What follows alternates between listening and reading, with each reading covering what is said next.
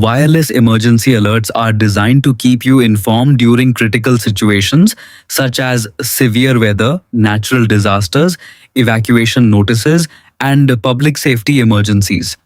Samsung Galaxy phones let you manage these alerts, giving you the option to receive all notifications or disable certain types based on your preference. Here's how to adjust the settings in just a few minutes.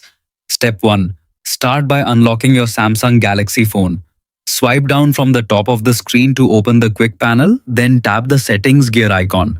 You can also open settings directly from your app's screen. Step 2.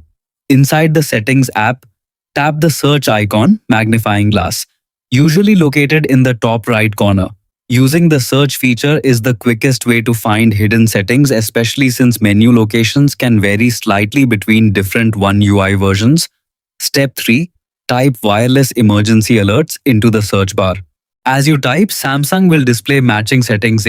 Tap wireless emergency alerts from the search results to open the alert settings page.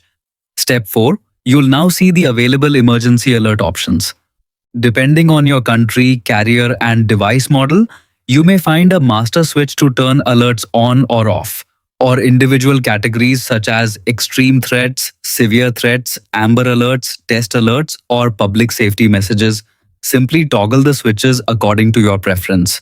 Keep in mind that some emergency alerts, especially those involving life-threatening situations, may be required by local regulations and cannot be disabled. You're all set. Adjust your wireless emergency alert settings anytime to match your needs. If this guide helped, leave a like, subscribe, and see you in the next video.